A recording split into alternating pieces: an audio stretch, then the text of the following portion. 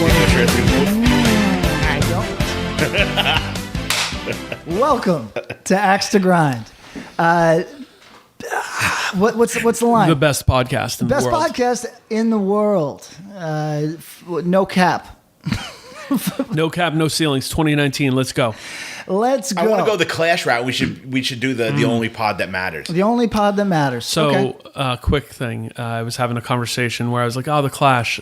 I like the Clash. You guys like the Clash?" And then it was like, "I don't like them. They've got two okay records. I like the Ramones and Sex Pistols way more." And I'm like, ugh. For sure. And I almost got kind of mad. I get big mad. Put them on blast if you want. You know who you are. Big mad. That's even worse. Big man. All right, let's. Clash has 25 great songs. Can you say that about Sex Pistols? You can't say that about Sex Pistols. Can you say that about the Ramones? You're really stretching. They have one great song that they did 25 times. Yeah. Yeah. And I actually like the off-brand Ramones stuff. I like what, the Mondo Bizarro. No, what's Pet Sematary? Pet Cemetery, yeah. That's a good song. People ride for Pet It's a good Sematary. song. It's a good song. You know what it is? The off-brand. Ramones kill me. The fan base kills me. Oh, it's just, They're like Social Distortion level fan base. worse. Yeah. It's bad. No, I don't know if there's any fan base worse than Social Distortion. Like the dudes with the slick back hair and wearing the Social Distortion jacket with the fucking skeleton with the martini. Probably the worst. That's like up there with like Sublime with Rome level. Welcome to the Sublime with Rome podcast. Meet your hosts. Sublime with Tome. I'm Patrick. I'm Bob. And I'm Sublime with Tome. Whoa. Tone. Thank you for joining us. Shout out to our sponsors. Triple B Records. Triple B. That's 3 Bs that you just did right there. did. Yeah, very That's good. One of the preeminent hardcore labels. We sometimes, so I feel bad because I've been sort of creating a narrative where they are the Yankees. Yes. And I like the Yankees, so that don't mean shit to me. Yes. But then I forget that if you're like an A's fan, you're sitting around Fucking Yanks. fucking sitting around because it's different. It's not like being a Boston fan where there's like a reason, like there's a regional rivalry. yeah, it's not like that. It's just a bitterness at big fish eat small fish sort of thing. You know what I mean? So I forget that could kick up. But I feel like Triple B is like Moneyball A's. Like it's not like they have like the Infinite Yankees have resources, an embarrassment right. of riches that they can be like, we'll take a flyer on this guy for $50 million. It could fall apart, but it doesn't matter. It won't ruin our team. Right. I feel like he uses like statistics and kind of analytics. Well, and you know what I think you want him to be is that's an interesting take, but like we might be making him too brainy. Like all of a sudden I started to see that Julia Roberts meme, like her like calculating math. Oh, yeah. That's not Sam. Is that Julia Roberts? No. Whoever it is. It looks like her. I know who you're talking about. It's the wife her? from Friends. Is it? Really? Yes. All right, so are we going on a Friends tangent real quick? Explain a meme to us. I've never seen Friends. What is You it? never okay. Well, Ross was married to this woman. Okay. Who ended up she was a lesbian. Okay. The woman in the meme is her partner. That's cool. Like that actress or that? No, just like characters. The character. Okay. Okay, so yeah, sorry. That's not Sam though. So Sam is Brad Pitt in Moneyball. Okay. Billy Bean. He is Billy Bean. Yeah. I'm going to compare them. You know what you want to do? If you want to compare Triple B to a likable dynasty sports team, 90s Chicago Bulls. Okay. Not many people mad at the Bulls. No. Are you saying they're likable though? Michael Jordan, He one of the most likable. If he's playing your team, That's right. No, I mean that's the thing. I think that's. Rodman was I don't a know. dick. Scottie Pippen was a decent guy. True story. Dennis Rodman never threw a punch as a player. Maybe he did actually once or twice. He probably, that dude punched but what he Rick was Mahorn. an instigator. He definitely punched Rick Mahorn. I don't think he did because he played with him and he was probably scared shitless of Rick Mahorn. Maybe Bill Laimbeer. No, Without same the deal. mask? No, same Bill deal. Laimbeer's a Bill boxer. Laimbeer, yeah, Robert Parrish got him. Chief. So I think that he could be like the 96 to 98 Bulls where he's got some gems. Fury Paramount is like his Jordan. Maybe the Candy Good to Feel is his Jordan, depending on who you are. Who's his Tony Kukoc? His Kukoc is maybe Eco Strike. We'll say. I like that. You know what I mean? So like, who's like his some Luke people's Longley, favorite his player. Bill Pennington, like his, Yeah, like, is tall Luke white Longley's guy. probably the Phase 7-inch. He's got his Dennis Rodman. He's got his Dennis Rodman coming this year. That's going to be interesting. Oh, okay. God, yeah. that was good. Yeah. That was very So what good. we're saying is Very that you need to be eclectic. You need to go check out a small smattering of Triple B releases. Have we big upped anything specific for them recently? We talking about the future a lot there. We should dig into one from the past. Okay. Um, Dead End Path. Oh, but we big up that before. We did Is big there up. something fast that you'd recommend? Because I remember when Triple B kind of unfairly was seen as kind of the Like fast, like Norman Corman hardcore. yeah. label, Not but it's fast, not fast hardcore, but like hardcore. yeah, Like Norman Corman. hardcore. Yes, right. So What about that Warfare? That's his new band. We've Yeah. talked about that a little bit. Have We we? haven't dug into it. You know what I'm going to recommend? Tell me. Because we're going to talk about it today. Rude Awakening, The Awakening. okay. He put that record out. I didn't know that. He did. Oh, I did not know. So go check that out. I don't know if physical's still available, but you certainly can stream it. You can certainly check it on Bandcamp, and that's a cool release to support. Yeah. Surprised us, we're going to talk about it today. So You could stream it on our Spotify. Spotify playlist, go follow that. Yeah. So shout outs if you enter the promo code Axe to Grind. and sing it to yourself. Right. You're going to have to tap the keys, and you go like A, like the Hunt and Peck method. AXETOGRIND. Wow. A quick aside. 10% off. Watched Hackers last night with Amelia. She had never seen it. I hadn't seen it in 15. Yep. The hacker, the Zero Cool, the guy who is like the ultimate hacker at 11, as an adult, he types very slow. Like The old Hunt and Peck. Yes, truly. Like it's bizarre. That's going to be an interesting age of movies, is the kind of coming to digital age, 95 to say 2005, where it's like, yeah, computers, yeah, we've got all this stuff, but we haven't really figured it out yet. It's Right. like the Mavis Beacon of movies. Like War Games.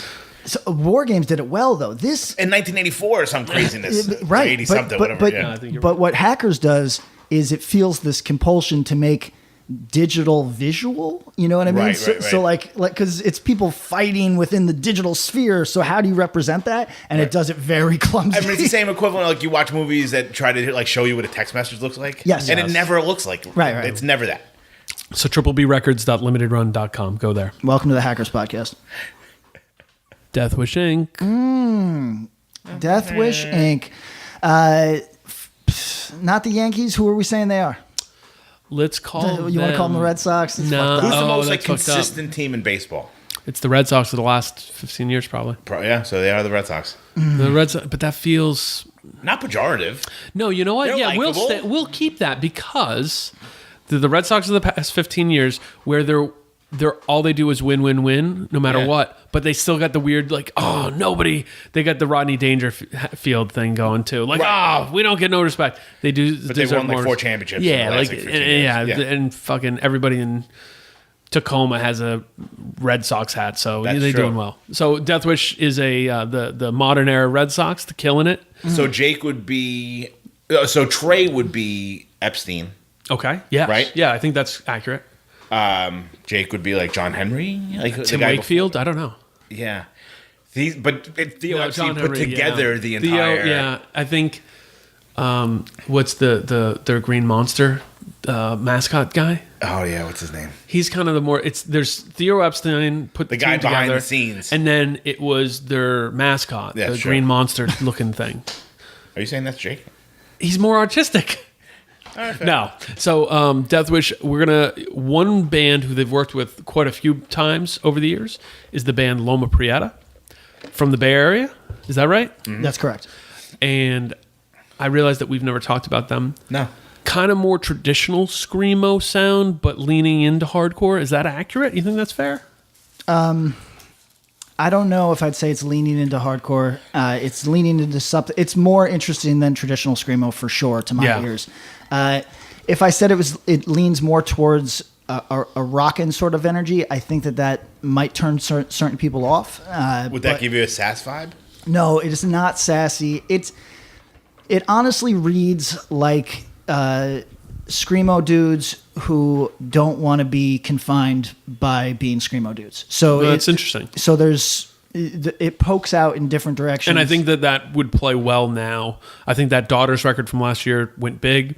I think people are interested in that kind of stuff. So go back, check out Loma Prieta's last couple of records. I believe the last record came out in 2015. Is it Let's see what this is. And Loma Prieta is like refers to something like that, like during that earthquake, the big earthquake, right? Yeah. Self-Portrait is the last record. I thought that was what it was. I was about to call it Self-Love, but I think that's one of your records. Probably. Self-Portrait by Loma Prieta. So 2015. go 2015, and So that they means got some they got touring something coming. coming. Yeah, they probably got something coming. It would make sense. If you enter the promo code, Axe to grind.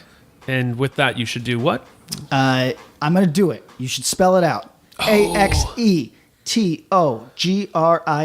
Oh, dude, I'm so glad. That was good. This is got like it, a my warm dudes. moment. You I did it. got it. Good job. Yo, it's like watching a spelling bee at like 2 a.m. on ESPN. That was- He had to pull it up on Twitter and look he did. at it. He read it from I'm not good with spelling. 10% off. Make sure you enter that promo code. And we big up that distro too. Just dig in. Yeah. This is a good time to dig into distros, especially for releases over the last 10 years or so.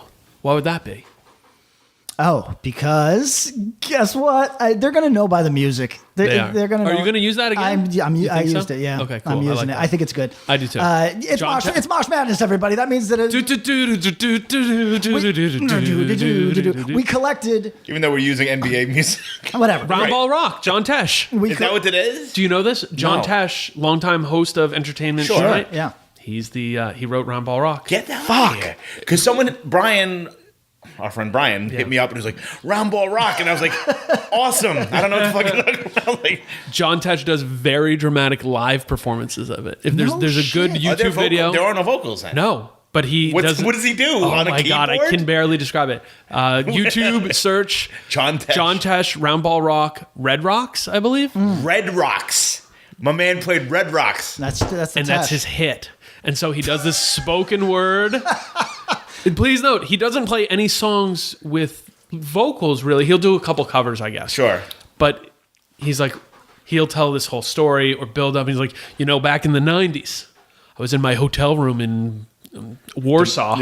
I was watching Michael Jordan and the Chicago Bulls dominate another team. Exactly. No way. Yes. So did and he he's write like, it? Yes. And then they bought it? Or did he Yes. write it for the...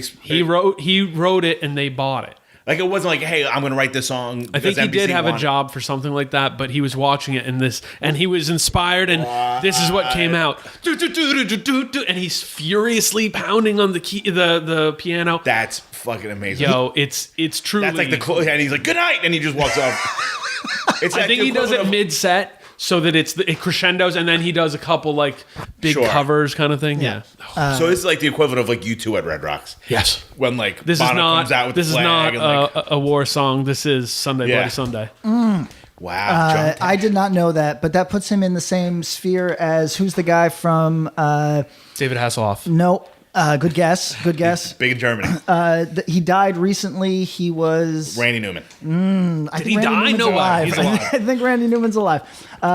He was on a sitcom, but he was also The dad from Family Matters. John Stamos. Yes, yes. John Stamos No, not as the Family Beach Matters. Boys Not drummer. Family Matters. Family Matters is Uncle Carl. Isn't Family it? Ties. Yeah, Carl Winslow. Winslow. Is it Family Ties? Michael Gross? No. good guess. No, damn it. I thought he died recently. No, you're talking about with Michael J. Fox's dad.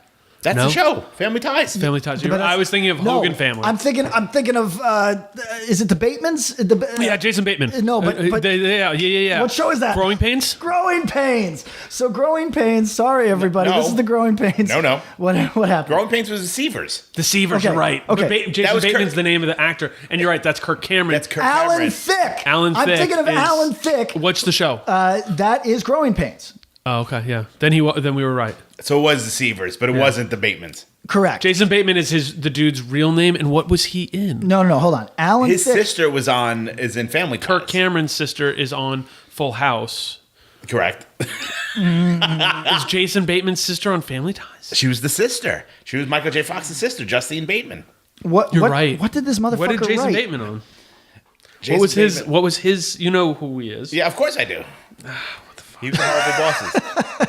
He was. He was in Horrible Bosses. He was in Horrible Oh, Bosses. Jason 2. Bateman was in the Hogan Family. The Hogan Family with Valerie Harper. That's right. Alan Thicke wrote a hit. Okay, so it appears that he wrote the theme to Different Strokes. He wrote the theme to Facts of Life.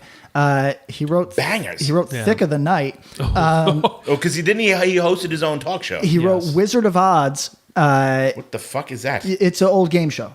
Well, not that old. Wizard of Odds? Yep, you'd recognize it. Frank Capra's probably. And the Wheel of Fortune theme.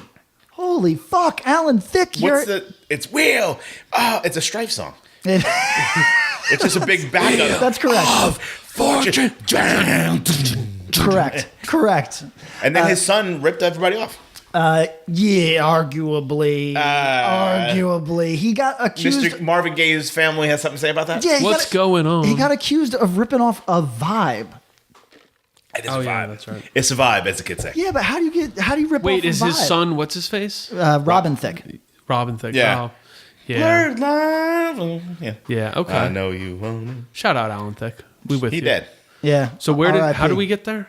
Oh, Mosh Madness. They Yeah. named the Seavers after Tom Seaver. Is I that like right? that. The Okay. writer was there a you big go. fan. People were really in for our Patreon dive on all the restaurants. Yeah, that's weird. So Love that. That's cool. hopefully they really like our Yeah, 20-minute Seaver talk. Yeah, our weird swirl around in bad I wonder if 80s those shows TV. were bad. At the time, as a kid, I really enjoyed them. They might have been terrible shows. I watched the Alf Christmas special. I tried to watch Alf. It's so hard. the Christmas. cat. Watch the Christmas special. It's fucking insane. Okay, so Alf was hard. I believe. Was hard, huh? Yeah, I believe Family Ties was really tough. Unfortunately, speaking honestly, Cosby Show holds up pretty good. Unfortunately, because there's a lot of reason for it not to. Yeah. I think Also Growing Alf. Pains with Kirk Cameron. Is it hard to watch knowing what you know about Kirk Cameron? No, I don't know. He's a religious nut, yeah. But like beyond like, my mom's Catholic. I guess. Scammy religious nut. So, Oh, okay. Well, like religious scam nut. Like kind doing of. movies about not jacking off. oh, really? Well, I don't know. You know, I don't none know. of us are into that. He does have one of my favorite sitcom scenes, which is where he's sitting in front of the TV, turning it on and turning it off. And his dad, I think Alan Thicke, walks in and goes, "What are you doing?" And he stands there with his eyes like wide open. He's like, "The TV, it keeps going whether I'm watching or not." So Great life lesson, Was he on folks. drugs? So no, here's the thing. They tried to have dumb characters at sitcoms at that time, and Oh, I like feel Boner? Yeah, Boners to Bone? and I feel like they're all painful. Like nobody's this dumb. Kimmy Gibbler. Oof. Oh, I like Kimmy. Yo, didn't Boners to Bone, they found him dead? I think that's true. Yes. Like did. in like the forest or something. I think was- that's true. Buddy, the guy from Charles in Charge. Yeah. Oh. That was a good dumb. He was a character. dumb guy. Good dumb guy. Are you Googling Boners to Bone? Yeah, I am. Welcome to Worst Possible Timeline. I'm Eric Wilson for the day. Yeah, my man, you are correct. Andrew Koning. This is a sad note to start this episode on, but Andrew Koning, who played Boners to Bone, was a vegan human rights advocate. Earth warrior. Who ended his own life by hanging. Jesus. That's crazy. What does the veganism have to No, do is with this it? right? This is not right. Is this right? Did you edit that wiki before we read it? Hold on. I thought he was missing and then, well, maybe they found him in... Wait a second. forest. My dude is doing all sorts of wild shit. He's like an author. This dude stayed busy. Why did you limit him? Yeah. Who said he Mr. couldn't Boners be? to Bone. Yeah. Okay. You know what? I'm sad now, guys. Let's keep Boners this to bone. moving. Let's All right, let's get let's that get to energy Mosh back Madness. going. Let's jump into Mosh Madness. This is actually part 4. Wow. All of the members of all these bands, all alive.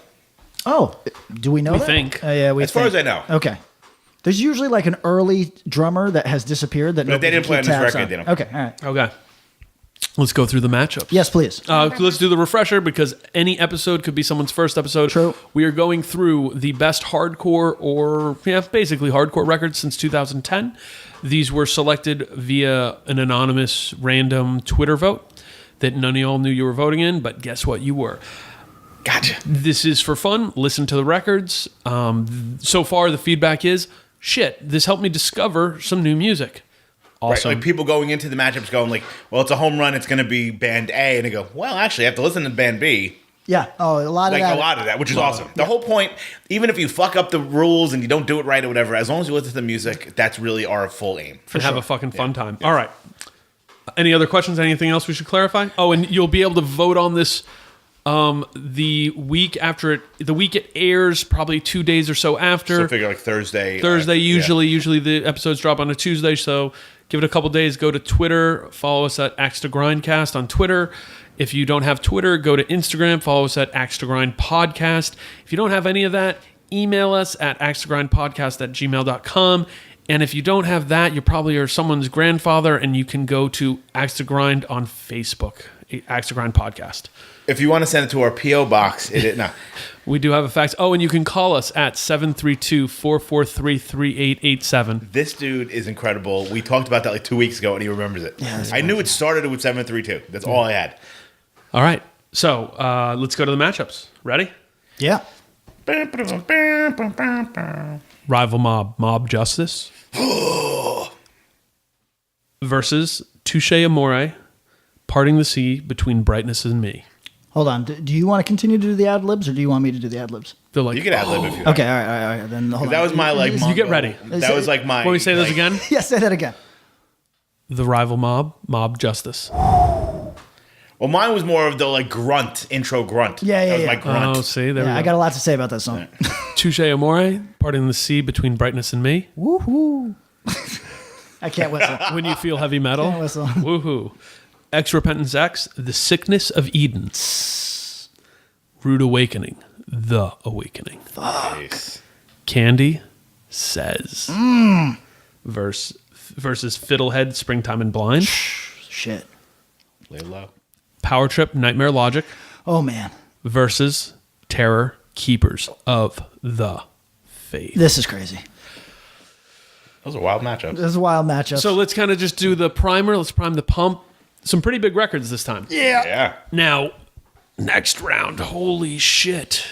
It's the big dogs next round. But this round, Brutal. some pretty big ones. There are a lot of So across anything, the board too, which is cool. any thoughts that you had before you listened to these records that, maybe got changed, but, any primer to this? Pre-game. I'm sorry. Ask this question. again? Any pre-game thoughts to this? So okay, entering this, I said, not a lot that appeals to me in this in this block, right? And I said this is going to be a bit of a chore, and on some level it was. But I'm at the junction now where even if I don't like something, I'd like to know why I don't like it. Oh, God, that's so beautiful. That is the beauty of man. That's the whole point Is of that this. the thing? That's Okay, the all right. beauty of everything, is if Okay. you can say why you don't like something. Like, honestly, Yeah. if you get anything out of this podcast to apply to your life, it should be you don't have to like everything. But it's really nice if you don't like something to be able to say why you don't like it. Oh, God. And then people who are listening, if you love something and someone doesn't like it, that's okay. Maybe they don't like it for exactly the element that you love. And that's called being different, and that's all right. Wow. I know. Profound. Wow, Brofound? It's like watching The Did you Incredibles. say Brofound? Because I think that's a new Same thing. very profound. We just mansplained that shit. So, Bro science, brofounding. all right. So let's go. Did you have any thoughts on anything? We'll leave it for the app. Yeah, I love that. All right, let's jump into the first record, The Rival Mob Justice, released by Revelation Records in 2013, 6 years ago. Is this their last record? Yes, it is. I totally didn't remember this was on Rev. I knew they were on Rev for a minute and it did not. Only released on Rev, but yes, this is it. Did they put out a tape? They did a tape right before this called But it wasn't Mob Rev. Justice. No, but Rev sold it. Got it, okay, It was okay, like a self-release promo tape kind of Okay. thing. Wait a second. This is the last record? Yes. Yeah. I mean, they've been broken up for a couple of years already, dude. I think the last time they played was FYA 2015-ish, something Maybe. like that. Yeah. Okay, this puts this in a different light for me. Because I thought this was their first record, because I think this is not good. I like how you sing song Lisa that. I Like if this was like their freshman, like their maiden voyage, you're like, they might go somewhere with this. But if Yes, this is like yes. their swan song, you're like, what is the earliest? because I remember liking hardcore for hardcore. You know what I mean? It's a good song. I think that's their best record. and Best record, too. I remember liking that. This I found very little to latch onto. I did not care for this in any real way. Really? Yeah. I'm not surprised by that. No, No, I'd be shocked if you said you liked it. but like here's the thing, like we did Boston Strangler, which like I think Same lane. is another one that maybe people would assume I don't like, but Well- I found a lot of merit in it. Ooh, I know exactly why. Yeah, You like Old Boston I to do. an extent, but you don't like the modern interpretation of Boston, which is Old Boston meets New York. that's Which probably is true. like, Yeah, like Old Boston meets classic New York, like AF Victim in Pain into late 80s New York stuff. That is what I would categorize as locking out sound, and you don't go in for almost any of I that. don't know. That makes sense. This record is that whole sound congealed in my, or like, you know, distilled into one thing. I almost said this is the, Patrick's familiar with this. Do you know what the Ultimate Universe is? Marvel Comics Ultimate line? Probably the Ultimate Hulk. I don't know. Yeah, okay, so the real deal was that they realized after 30 years of continuity and stories and this and that, and minor characters and major characters, that Marvel needed to pull it back, strip it down, and give people something that they could just jump into. Okay. Like, you don't need to know who Multiple Man is to read our Ultimate X-Men book. You can just know the big names, and here they are, and the stories are clear and easy to get into. So it's kind of what do they do that when they do a movie like their, what's the term? Retcon. Well, not retcon, but like it's like, hey, you know, you saw Teenage Mutant Ninja Turtles 5 years. Well, we're going to do it again, but it's going to be brand new. Oh, like a reboot. Reboot. So it's Sort like of, a yeah, reboot? yes, very Okay. similar. So they did that. I say this is the Ultimate Universe version of Locking Out Records' whole scene. Wow. Okay, now do you want like what amounts to a total condemnation of Locking Out? I guess. I mean, I guess. Are you ever gonna This play? would be a top tier Locking Out release for me. This. 100%. Yeah, you think so? Yeah. Okay. That's Well, it's weird though, But that's okay. because I feel like there's locking out bands that if you like you don't think as locking out bands that are. yes. There's one on. Power Trip. There's one that we're going to listen to today that I was 100% confident was, and I learned 5 minutes ago during our intro is not. I mean, Power Trip is. Yeah. They have Yeah, stuff yeah, on yeah, like it's true. but you would never think of them like you think of it as the waka waka haha funny Right, like yeah. kind of like Well, in like the weird, first weird colors. 10 Locking Out records or so, you know, they kind of established what they were at that time. you Sure. know. And that's, I guess, when I say the Ultimate Universe version of that, because when I think of, I'm not talking about Crunch Time or Jaguars, and some people really ride for those records, those tapes and such. But when I think about Mental, Righteous Jams, Wrong side. Come on, Dump Truck Demo, do more Morgado mitzvah. Put them in there. That's my favorite. Of those a lot of bands. people it is. A lot of people say that that's their favorite. Yeah. But when I think about that sound, and Rival Mob did their first LP on Locking Out. Raw Life is on Locking Out, their first LP. These, I think about some of the elements that they did, and that Rival Mob didn't do the exact same sound as those bands at all, but in the same world. Like, I think that's kind of where this record ends up. Okay. So, and you're saying this would be one of your favorites of a Locking Out release? Yeah. Yeah. Okay. There you go. Which sounds really rough. What don't you like about this record? So it is hard for me to talk about what I don't like about this record without sounding like I'm making personal judgments on the people playing it. And you don't even know anybody in it. Don't know a single human being in it. I don't think. No, I don't think so. So this is not. I got no sort of. Axe to grind. I really don't, and I like hardcore for hardcore. I think that at times this band dialed in like a cool. People didn't understand what I was talking about. One of their releases does what Early Fucked Up does, and I like about both, which is whoever in the band likes power pop sneaks in little riffs that could exist in that world, and I like that about both Early Fucked Up and Early Rival Mob. yes, Sure. and. So I got nothing bad to say about Rival Mob as an entity. No, Hardcore for Hardcore is also an entry in the tournament, so we'll get to it later on. All right, that's good. I'll look forward to revisiting. But this feels like it's trying too hard to be what it is. Does it feel put upon? Like fake? I mean, now that I know it's the band's last work, maybe the well had run a little dry. Maybe they were a little tired, or maybe if you were going to be really uncharitable, I don't know them. Yes, I don't know 'em. If you're going to be really uncharitable, maybe at some point you you go all in on the thing that you've read that you are? Is that possible? Like there was an expectation, so you're like, Yes. all right, this Yes. is what we're doing. Yeah, Lean into it, I guess. Yeah. I don't know. There are many people who will tell you this is their be all end all Rival Mob record for sure. That makes sense. I mean, I actually kind of like this record. Yeah? Yeah. It's fun. It's a fun listen. Like it's a thought. Like it's the and this sounds shitty too. I've hung out with you for too long. I can't say anything without. It's hard not to go back hands, right? Yeah, it's like it's a very very fun listen. Hardcore is not background music, but this is kind of like you could put it on and just enjoy it for what it is and nothing more. Okay. It's like vocals are cool. They're kind of snarky and like snotty in a cool way that I don't like think a the lot vocals. of hardcore bands do. You know what I mean? Like, and we'll talk about it next week. There's another band that it's like, you don't sound like if you dropped an iron on your foot, you don't scream like that. Right. It's Yeah. all so like forced to me. Yeah. Yeah. This feels like it's kind of like, it's very kind of like wink and nod. It almost feels like they're in on it. Okay. Like in a I weird think that's way. dead on because you would read the lyrics and it feels like it's Like a little bit of that. It's like hard, like the darkness of hardcore. Like kind of like we're playing straight up fucking hardcore, but we get it. Okay. See, It's like I think that's what I'm responding poorly I think to. that's what you're responding Is that poorly to. crazy? Yeah, no, I No, think it's not it's crazy real. at all. It's I not feel like crazy some at of all. the songs in here are a lot of fun and they're good to listen to. And I mean, as we've seen in his other project, dude's got a voice. Yeah. Oh, and he can do everything. This is the same dude who sings in Battle Ruins, Right. Yeah. and sings in Magic Circle. Sang in Collapse Records recording artist Soul Swallower.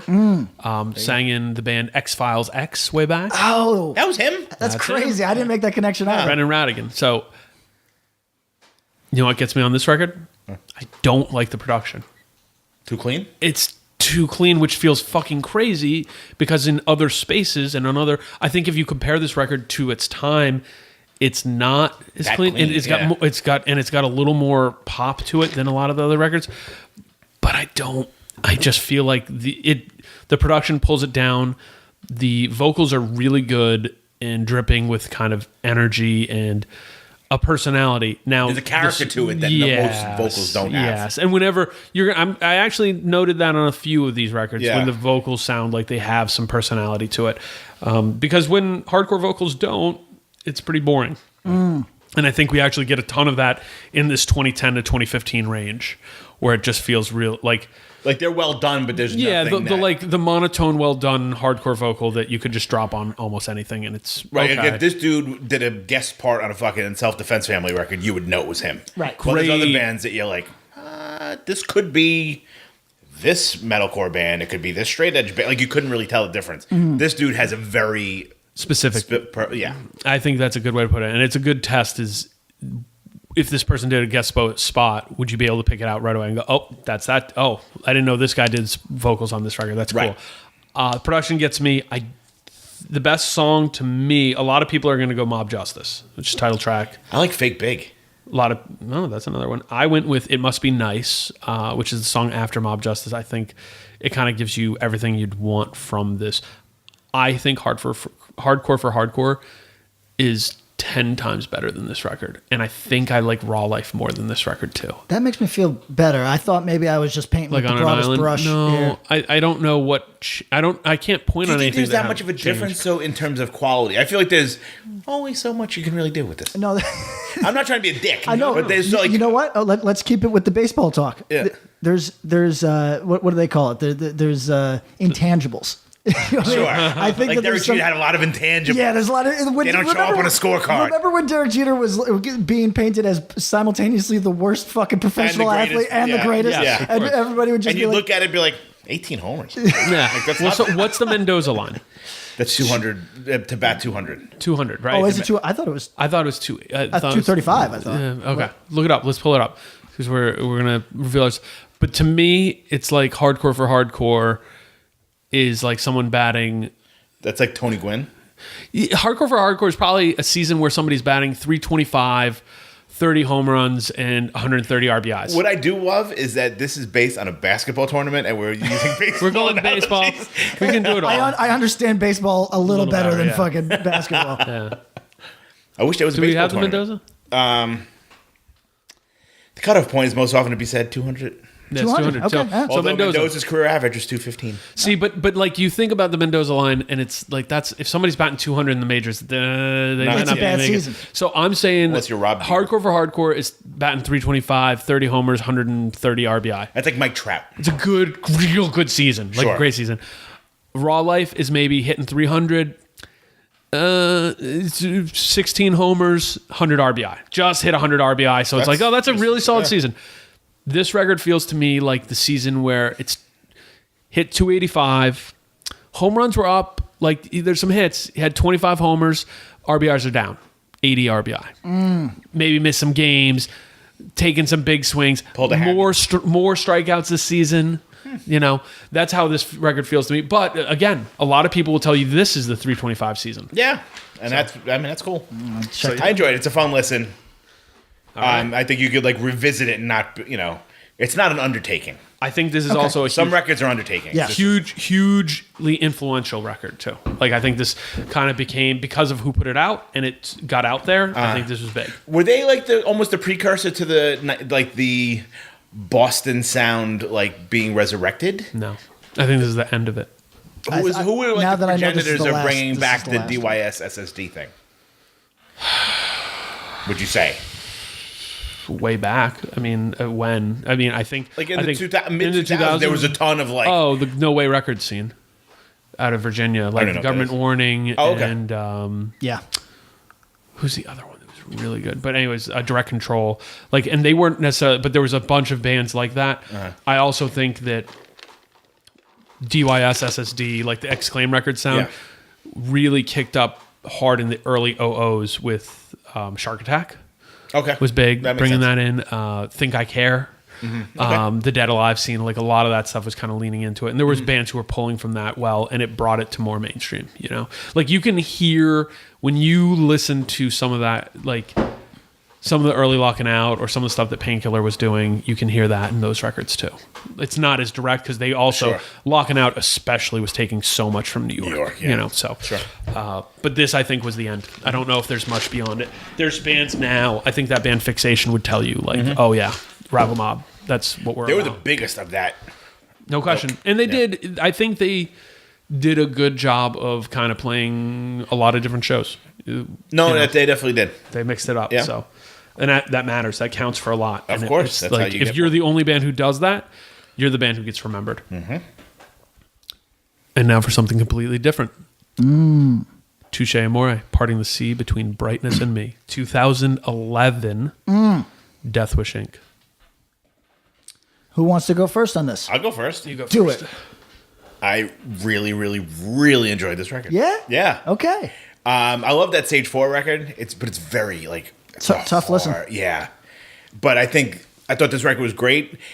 I had listened to it before, but I didn't really kind of give it that more like while prepping for this, you give it a different listen.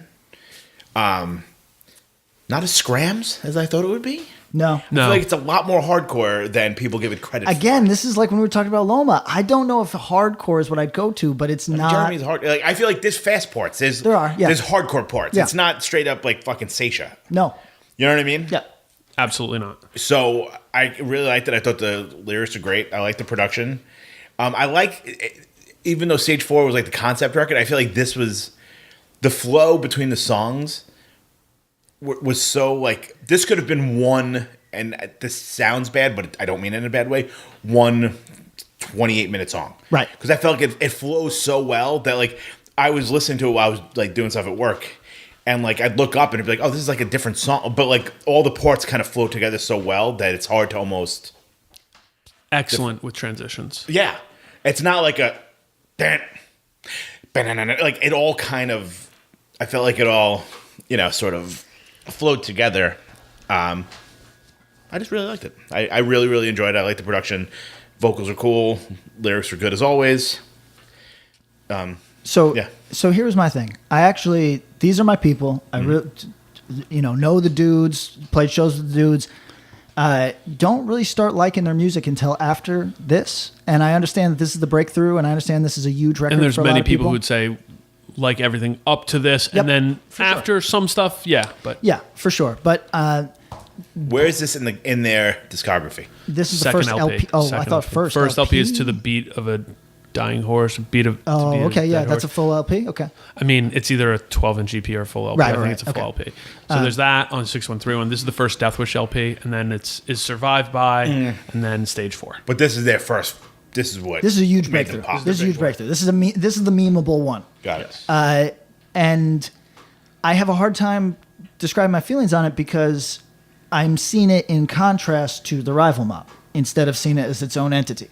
That's fair. That makes these things sort of tough sometimes.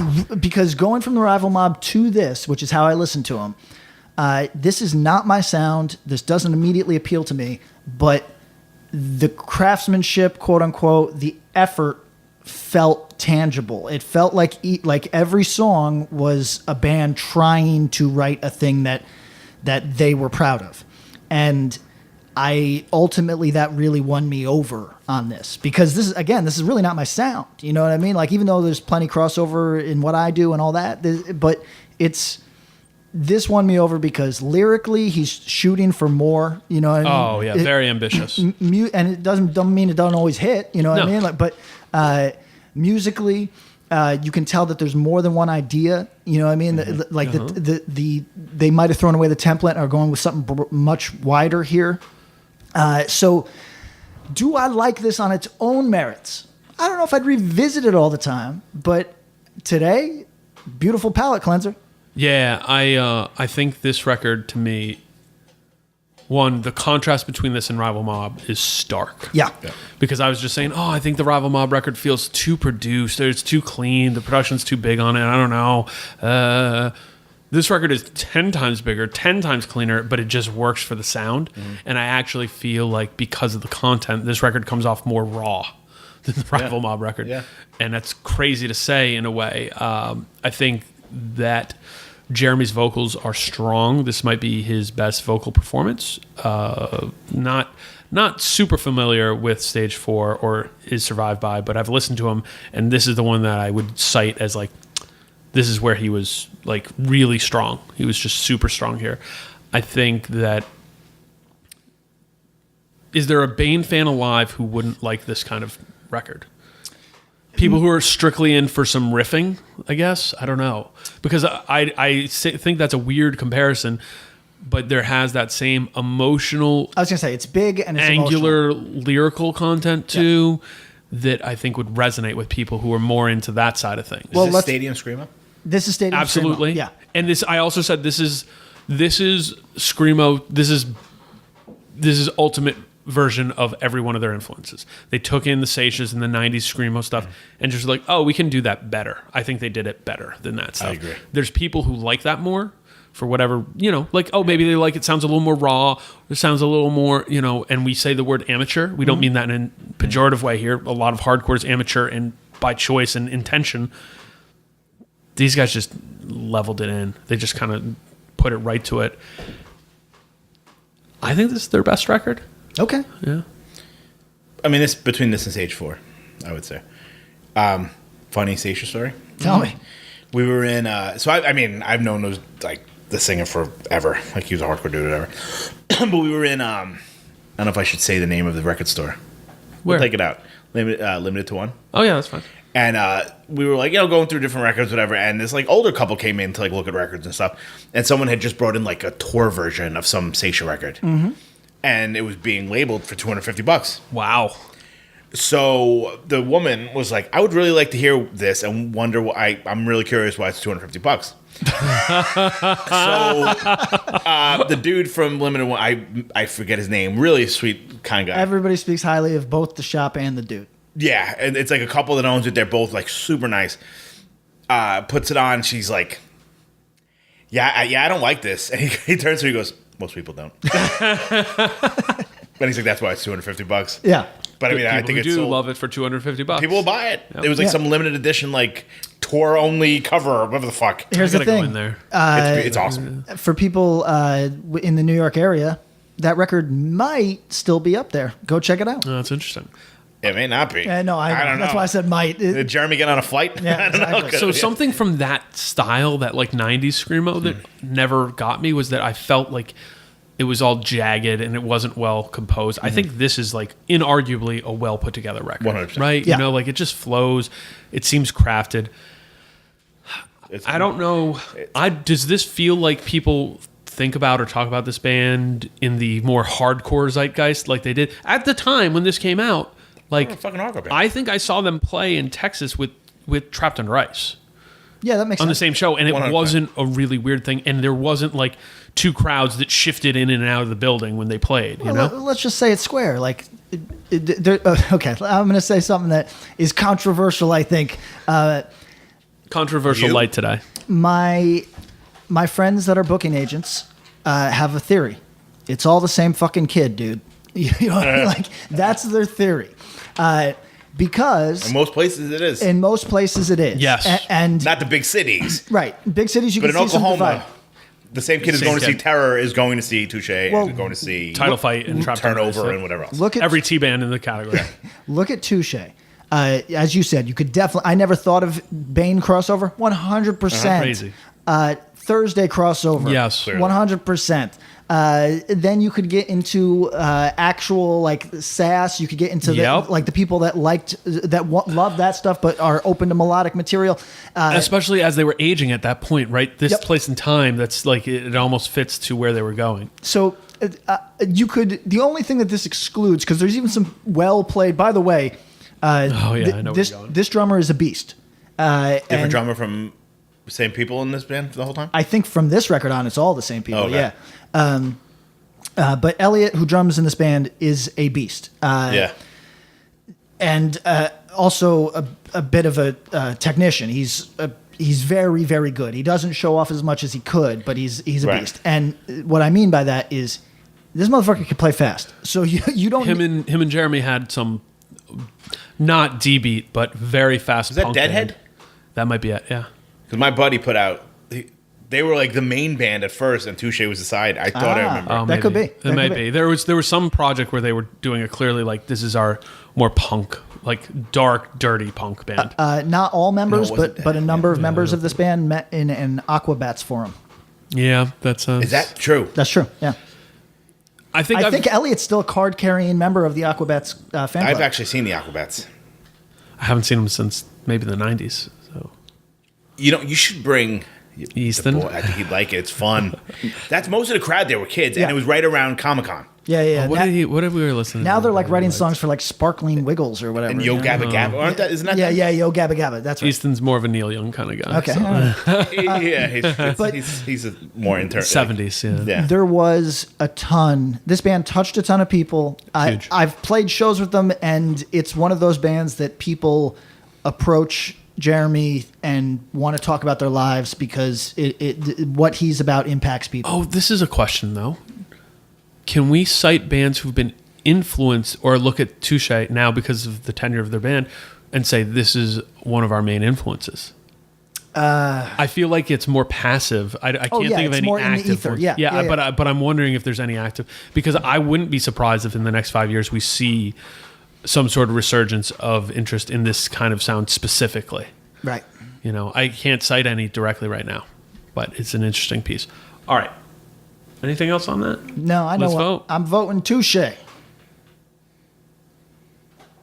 going Touche. Okay. Okay. Your heart says Touche, my dude. Yeah. My heart, you know what? I'm going to go Touche because I see Hardcore for Hardcore going far and I like it more than this. And this is, I think, Touche's best record. And if I'm saying that the Touche record feels more raw than the Rival Mob record, that's something. So Touche wins. Okay. With us. But guess what? We ain't voting. Yeah, it don't matter to Don't us. mean shit. Our votes the first round votes that we've gotten in, we're seeing the votes like close to 1,000 votes. So fucking crazy. It's great. And are people mostly? Did we predict correctly, largely, or Seems that are way. we wrong? Largely Okay, right. I all think we're pretty right on. Well, people who've been tuning into the post game shows, the wrap ups, on YouTube, we'll get there. So Okay. all right. So Touche, thank you, very cool. Rebel Mob, thank you, very cool. Next up, XREPENTANCEX, The Sickness of Eden, 2015, Carry the Weight Records. Ready to go?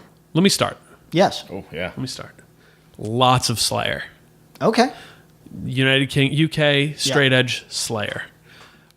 I think that this record specifically made me think about metalcore and because you've qualified mosh metal, There's mosh metal. metalcore, and there was one other, wasn't there? Dirt metal.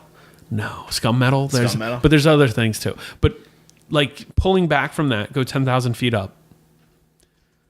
There's metalcore, which you mean hardcore sound in metal structures. Sure. So that's where stuff gets harder. You get Moshier. more moshy, like that kind of thing. Then there's metalcore, which is metal sounds in hardcore structures. And that's the category I put this XREPENTANCEX record in, because there's Slayer riffing all over it. My favorite song is, what is it, Children of Cain? This just literally sounds like it's Rain and Blood guitar parts all over it. Has there ever been a band name and record title? Holy fuck. That is so like, I know what that sounds like. No. I feel No, like that. I think it's like right on. I didn't even have to. I could be like, I could tell you what this sounds like. It Yep. sounds like Day of Suffering and all like the vegan straight edge metal of the early '90s. Do you of the think the mid-90s. production on this? Listen to this. I don't listen to that kind of stuff Sure. very often. I thought the production on this, I think the tempo, the speed, some of the like attention to details set it apart from that stuff in a way that I was impressed with. Now, I am not a student of that game. Sure. What bands would this band play with in the 90s?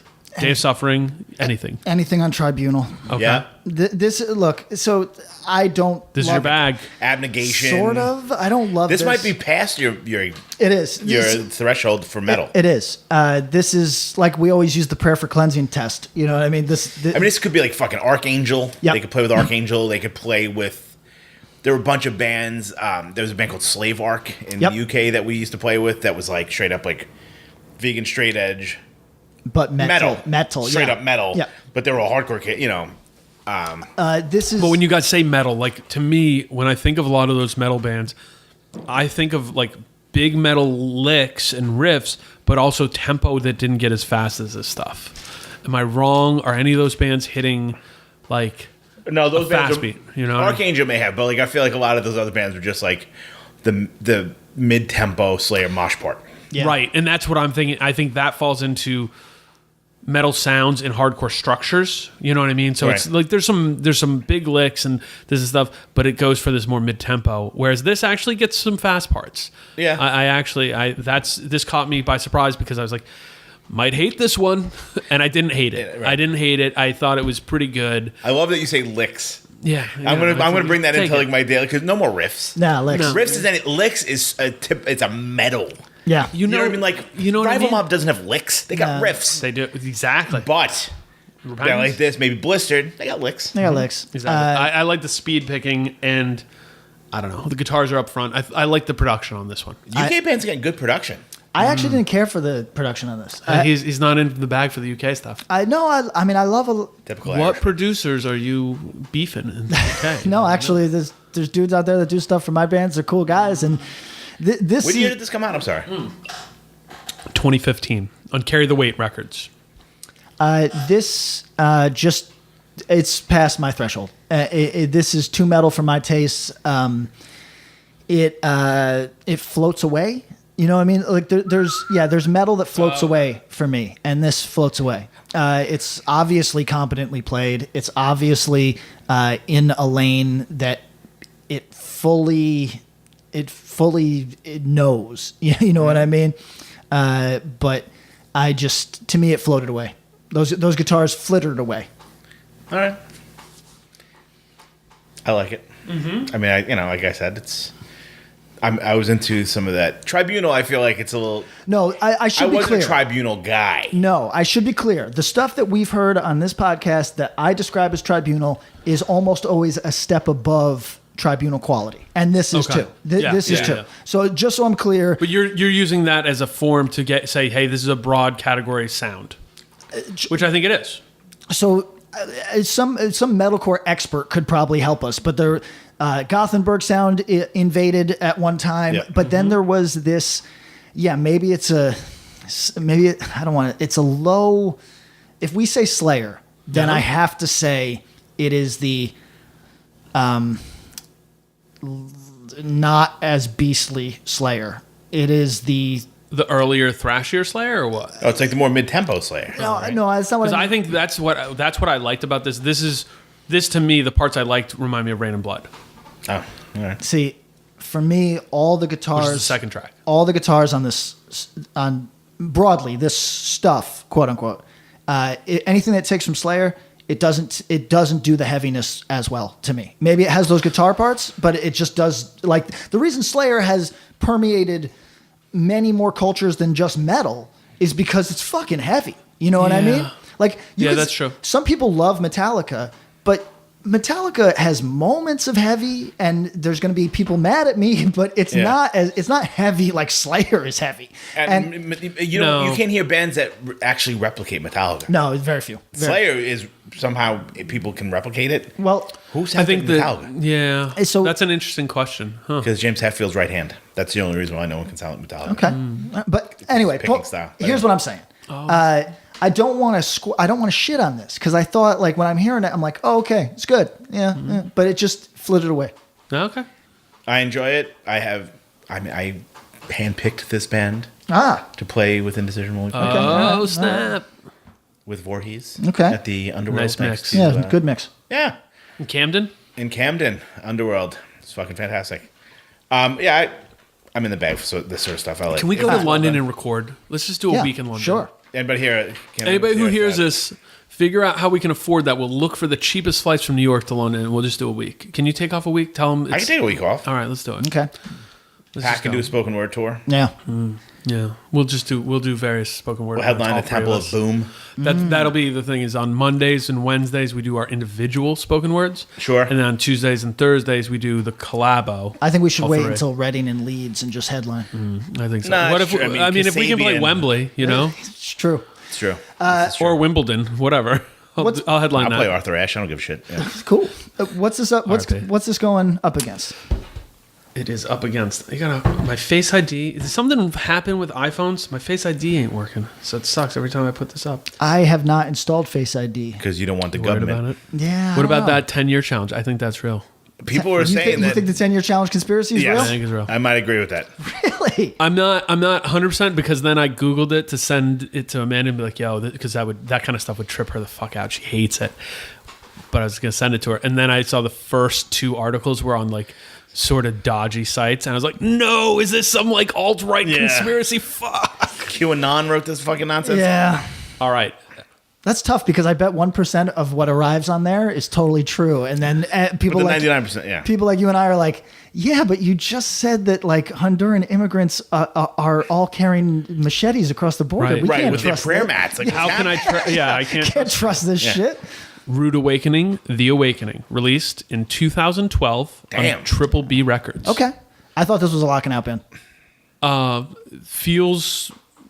Feels of that kind of world, but not lock it out. It's a step over. It's Okay. kind of How early into the Triple B discography is this? This must be like not. first 10. I mean, first record came out 13 years ago, 2007 or Fuck. something like that. Yeah, the Earthquake Gak Attack split. Oh, that's right. Right.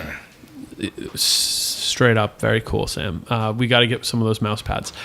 This record surprised me because I think Same. I expected it to be more ignorant, more heavy, Yeah. more. I think I was thinking this is a band who opens for World of Pain and maybe sounds close to Death Before Dishonor, who also has faster parts than I give him credit for. But Yeah. I was thinking this was ignorant heavy. It's not. I hear a lot of Trapped Under Ice. Hear a lot of Guns Up actually. I had Death Threat. Death Threat, No Warning, a little Terror. Yeah. I said the vocals impressed me because there was like a it. clarity to it. Yeah. You know what I compared it to? I had to find them because I was like, for some reason, I'm coming to Damnation AD. And I was like, no, some Damnation AD vocals are really fucking weird. But I went to the Rev record, Fallen Souls or whatever it is. Kingdom of the Fall. Yeah, Lost Kingdom Souls. of Lost Yeah. Souls. And I was like, oh yeah, okay. If you listen to I his can hear vocals on that. that, Yeah. because it's to a heavier music, but really clear. I wonder and if that's distinct the vocals. reference point for this dude. I don't know if it would be, but that's kind of where he ends up. Somebody said this is like a New England hardcore sound, which is very different than Boston hardcore. I can hear that. Right. Yeah, and I think that kind of that feels not too far off. These vocals make my throat hurt. I I can feel what that must feel like, and it hurts. My favorite song was Untamed World. Same.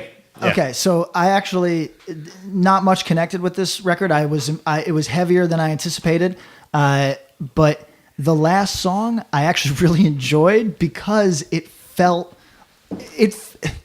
If we think that maybe the Rival Mob record was a little too self-aware, the last song on this record feels like it is self-aware in a way that made it through my net, where I was like, okay, they're all in. You know what I mean? They're throwing every part of this type of music into this song, and I guess I'm here for it, and I enjoyed it. Yeah, I mean, I think it's really, really well played. Solid drum. You know what I mean? Like, there's nothing that kind of like that didn't work necessarily. You know what I mean? The drum was super solid. The guitar, like everything, it was very competently played hardcore, I thought. And I don't think it gets credit for that. And it feels No, it definitely doesn't. You know what I mean? Like, Yeah, this is really well played. and to speak delicately about things, this is a band who I think, because they played heavier shows, maybe just got like that as their reputation and like led with it. But I think there's a lot of kids who are more middle of the road sound, mainstream hardcore, who really could ride. Like, if you like Triple B records, you should probably listen to this record because you might like it, you know? Yeah, yeah. Also, hard to find on Spotify, so go listen to our playlist. Because it's under RA, right? RA, The Awakening, which I think there's some artist named Rude Awakening that they couldn't, get I away remember from. that because they did a split with Death Threat relatively, I mean, recently. It's probably 4 years ago at this point. But it was the same thing. It was Death Threat / RA. And I was like, I don't know that, but it was Rude Awakening. All right, so XREPENTANCEX. Mal, have you ever heard Repentance? I like it. Good? I really enjoy it. Yeah. It's my sort of thing, though. Yeah. Can you give us anything on it so we can add to the conversation? Like my opinion. Yeah. I No. have to re-listen. Okay. I just remember enjoying it, but it was a while ago, wasn't that like a couple? A long time ago. Yeah, a couple years ago. No. 2015. Is that a long time ago now? Well, 4 years. 4 years is a Yo, long time in hardcore years, bro. Hold on, let's talk about real quick Yeah, I before we know. get into it. Let's talk about how I checked out some of the responses to polls that we've had up in the past, and people are like, "Oh wow, taking me back to freshman year," and I'm like, "Yo, 10th grade. I think I was like, my mom was pressuring me to have a kid by the time that this. Right, I was like running program. I had a full-time job. But that same thing with that 10-year challenge thing. I'm like, I know. Yo, you were like in like 6th grade. There's I know. some amazing ones of those where I thought that like somebody I was following on Instagram was like 30, and then they do their 10-year challenge, and either they are trying to stunt really hard, Right, Yes. weird flex. But okay. or faces have changed so much that now like 24-year-olds look. I don't know. Very weird. It is wild. A lot of y'all had swoosh hair. I'll say that. A lot. Yeah. All right. XREPENTANCEX, The Sickness of Eden versus Rude Awakening, The Awakening. Let's vote. It was tough. It was tough. I'm gonna go Rude Awakening. Yeah, me too. I will revisit that one song from XREPENTANCEX because I want to listen to it and see what else I actually pull from it. Something I didn't say about that record, I think the vocals on the first song are deceptively kind of off, and then because I was about to make this whole thing like, I don't like the vocals on it, but then by the second song they dial it in, so I'm like, all right. But yeah, Rude Awakening. Are ties allowed? No, So I have to make a decision. be You got- decisive. Flip a coin if you got You it. can't be indecisive. Oh. Fuck, that's really tough. Just to be the Patrick Kinlan of the group Yeah. right now, I'm going to go XREPENTANCEX. Okay, But all right. it's very, very, very, very close, and I enjoyed both records. People were loving this is coming down to the last minute 3-point shot. They Did you? loving I'll it. do It's all I'll do the play-by-play. This is like I think this one might be other teams up by 2. Guy misses a 3. in and Rude out. Awakening, in and out, but he's fouled, goes to the free throw line, Hits one. misses the first one. Right. And you're like, second one, everybody's nervous. Hits it. down by 1, can tie it now, And he misses. and he misses.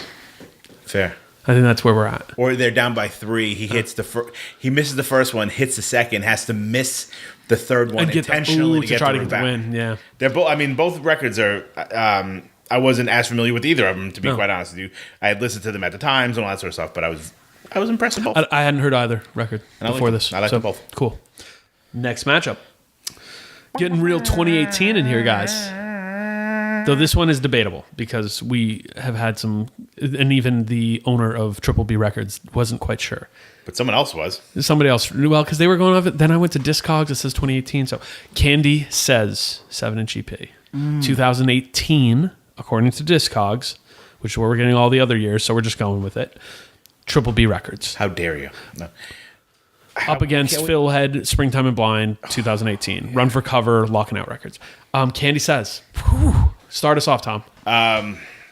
What can we say that we haven't said about this record a billion times on this? Yeah, we talked about it a lot last year. It's really good. Like for like how you're saying, like you listen to the Rival Mob, you're like, this would be cool for like a first record. Yeah. But like for a third record, like what the fuck?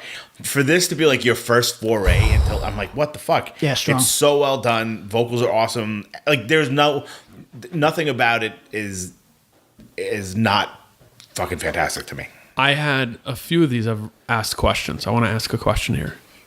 What would you change on this record? Nothing. Yeah, I don't know if I would change anything. 5 songs. Comes in and goes out pretty quick. Yep. Yeah. Production Recording's feels for good. it. Yep. Yeah. I mean, it makes sense for that. Vocal style's good. I feel like Got a the lot levels. to say on it. Yeah, you do. Good. I can't wait. Oh, yeah, you do. I think that everything feels thought out. It's got textures and tones. There's different layers of stuff going on. It's highly competent. I feel like the vocal. I'll talk about the vocals. Maybe doesn't get enough credit for what he does. Yeah. There's a part on my favorite song, Sanctity Squandered, on here, where he does what I'll refer to as maniac back and forth vocals. Yep. Which sounds like you're talking back and forth to yourself. Yeah. It's like I'm over here, and now I'm over here, and then I'm over here, and now I'm over here. It's the best Can part we on the pan CP. that when you do this? Best Maybe. part. Yeah, Working I on could it. try. Best part on the CP. And it's so strong. I think that it's maybe criminal for this to get overlooked by the LP, which is decidedly fucking great too. Yeah. This EP is so fucking good. Vocals give me the John Tardy from Obituary vibe. Oh, yeah. Always have. I don't know why. Just So as, so here's my wild take. Are you ready? Sure. You go Obituary. I'm going Justice from Trapped Under Ice. do not hear it. Here's why. Because there are Trapped Under Ice songs which are good, but are elevated to great By Justice. by Justice's choice of cadence. That's true. And Okay. this Candy EP has some great songs. And then on songs that might just be good, they are pulled. Because of. They're pulled upward because of the vocals, which there are some very. Bob's filming us. Is he filming us? There's some. I don't know if it's intuitive or planned out. I don't know. You know what I mean? But there are some choices that are made that Kick it up. That kick it up A notch. And Interesting. I am curious Excuse me. if. I don't think Trapped Under Ice could not be an influence here. Do you know what I mean? Like, I just think it's impossible, for right? ancient stuff. Yeah. It's 2018. Yeah. They're an influence on everything that's Right. happening. I would be curious, like, no way to tell, obviously, because you're a vocalist, I'm a vocalist. We both try to do someone sometimes, Yeah. and It find just ends up our own Yes. thing because. we're a million miles away. Yeah. Now the tone of this singer's voice is very different than the singer of Trapped Under Ice's voice, for sure. Yes. Yeah. But I think that some of these clever choices, I think those owe a debt to Justice. That's my theory. All right. And I think that goes across the board for a lot of what we listen to. When I hear an interesting vocal decision, I think that I wonder. If it's Justice. I wonder, did you have to Justice think get about in that. somebody's head? Because I think that I hear it. I also think that this band is kind of. I was saying that Touche is better than any of their influences. and kind of took some of parts of different, because what we didn't really touch on is there's definitely hardcore elements of that Touche record that we think get understated because they're part of this Scrams world, right? Right, yeah. Totally understated. There's fast fucking hardcore parts. Yes. Yeah. And they take those and they take the 90s Screamo and they take a lot of things and come out with something that is better than a lot of some of those parts. Candy is a band of dudes who were in bands before. A couple of dudes were in the band Lost Souls. Who I think actually that Lost Souls EP is pretty good. Zach, the singer, was in the band Malfunction, who their last record on Bridge 9, I had been whelmed by them up until that point, and I listened to that when I was digging out from a snowstorm once and was really impressed with it. And they all leveled up. And that says something. When you go to another band and you either get better because you just get better at what you're doing, or you are more conscious of how you're doing it, that says something to me. And this is Candy is no joke. This is a band whose name is Candy. Like, we shouldn't understate that that's kind of a name that could be a pass for a lot of people right off the bat. Yeah, sure. Yeah. And they have record art that many find off-putting. I fucking love it, but it's also, there's some people who find it to be obscene. I mean, it is obscene. I just like it. We call those born again Christians. I mean, when I first heard the name, I was like, okay.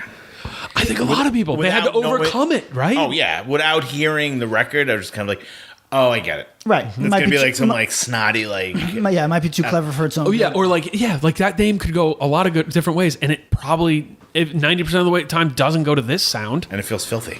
Right. And I don't know why. A lot of people don't like their merch. think about all the weird, intangible reasons people like bands. Merch, cool name, cool artwork. For some people, Candy checks none of those boxes, and they still like them. I really like. They had a new black shirt. I wanted to send you a link for that. I think it's cool. It's actually a cool design too. I like all the merch. Yeah, I just can't wear those colors. I'm 50-50 on the merch. I like the album art a lot. Yes. And, it's like major props to this. This record, especially compared to some of the others. Hearing records from 2018, 2017 compared to records from 2010 to 2015 sounds really different. I mean, it's almost unfair because it's kind of like there will be records that this record will be going, or if it goes to the next round, or either of the Candy records that'll be facing its influence. Yes. Oh, for sure. That's which is weird. It's not a 20. It's not a year versus year. That's gonna be fun. I mean, it's gonna be. TUI is going to face a band on this countdown at some point that owes them a debt. Yeah, a huge debt of gratitude, and it's gonna be like, oh, this is weird because it's not. There's no, 2010 LPs versus 20 LP. It's literally like if you happen to be lucky enough to be the 2018 band, then you're getting everyone between 2010 and 2017 as part of your influence. Whether or not you would admit. Well, we'll see how it works out. Is this going to be an Anakin versus Obi-Wan situation, or a, I don't know. I can't think of one where the pupil defeats the teacher, but that apt pupil. Yeah. Oh, jeez. But yeah, no, I think like for this to be your first recording, like if you were like, oh, they've been working on this for like 4 years, I'd be like, that makes sense. Yeah. Because it's like that well done. And I also, anybody who's familiar, check the Candy demo. It's cool. This record smokes it. Yeah. I've never heard the Candy demo. Oh, smokes it. All right. Next record. Pat, start us off on this one. Fiddlehead, Springtime and Blind. 2018, Run for Cover and Lockin' Out Records. Oh. So I soft shitted on this in previous episodes where you guys love it, and I've been the dissenting voice that has said good, not great, right? And I still think good, not great, but on this listen, I enjoyed it much more. What is good, not great on a scale of 1 to 100? Oh, I mean, is that a 55 is good, not great? 60, 50, 60 like out of 100 75. is good, not great. I was going to say 70. You know okay, what I mean? it's good, not great. Like this, so this is so a good now record, where did it move? undeniably. Well, where did it move from your original good, not great? Has it gone from 70 to 75? Correct. Okay. And I think that there's... You're like a pitchfork. I give this 7.7. I think there's... the previous EP was a 7.3.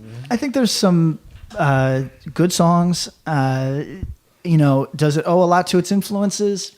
I think it does. That's natural. Do I think that those influences, even if I like them, I'm kind of tired of? You know what I mean? I'm a little tired. If this had whale sounds on it, would you like it more? If this, correct. All right. No, you know what? I just think that there's a lot of A lot of title fight.